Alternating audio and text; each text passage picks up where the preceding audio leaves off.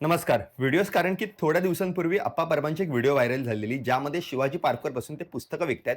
ही video केली होती मयुरेश गुज्जर या मुलाने आणि ही व्हिडिओ प्रचंड व्हायरल झाली. 30-30 वर्ष झाली, पण आता दुकानदार घेत नाही, कारण हे कॉस्ट टू कॉस्ट विकतो आम्ही. अच्छा. त्याचा इन्स्टा, फेसबुक, व्हॉट्सअप सगळीकडे ही व्हिडिओ फिरत होती आणि नंतर लोकांच्या त्यावर कमेंट्स यायला लागला, की "अप्पांना आम्ही आर्थिक मदत करतो, आम्ही अप्पांची सगळी पुस्तकं विकत घेतो." तर यामागचं सत्य मी तुम्हाला सांगतो, की अप्पांना असल्या कोणत्याही मदतीची गरज नाही आहे. अप्पा एक थोर इतिहासकार आहेत आणि त्यांनी आपलं अख्खं आयुष्य छत्रपती शिवरायांच्या चरणी समर्पित केलेलं आहे. अप्पांची आर्थिक परिस्थिती सुद्धा खूप चांगली आहे आणि अप्पा शिवाजी पार्क पुस्तकं यासाठी विकतात, कारण की तुमच्या मुलांना, तुम्हाला, येणाऱ्या पिढीला हा जो छत्रपती शिवरायांचा इतिहास आहे, हा संदर्भासहित पोहोचावा.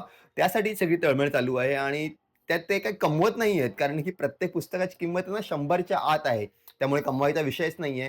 आणि तुम्ही ही जी लोकं म्हणताय ना, की आम्ही सगळी पुस्तकं विकत घेतो, तर अप्पांना तुमच्याकडून एवढंच अपेक्षित आहे, की तुम्ही ती पुस्तकं वाचा, तुम्ही ती पुस्तकं तुमच्या मुलांना वाचून दाखवा आणि हा काय ठेवा जो अप्पांनी आपल्यासाठी संग्रहित केला आहे, तो तुम्ही पुढच्या पिढीपर्यंत प्रवाहित करा. एवढंच हवं आहे. फक्त दिसते ती गोष्ट शेअर करतो, पण त्यामागचं आपल्याला सत्य माहीत नसतं आणि अप्पांना आहे ना, ते छत्रपती शिवरायांचा इतिहास राहिला बाजूला आणि आर्थिक मदतीसाठी कमेंट्स यायला लागलेत. म्हणजे मला स्वतःला एवढे म्हणजे मेसेजेस आले ना, की आम्ही अप्पांची सगळी पुस्तकं विकत घेतो, हे करतो, ते करतो. अप्पांची पुस्तकं तुम्ही विकत घेणं हे अप्पांना अपेक्षित नाहीये. तर हा इतिहास तुम्ही लोकांपर्यंत पोहोचवणं एवढंच अप्पांना अपेक्षित आहे. बघा जमलं तर अप्पांसाठी हीच एक मोठी मदत ठरेल.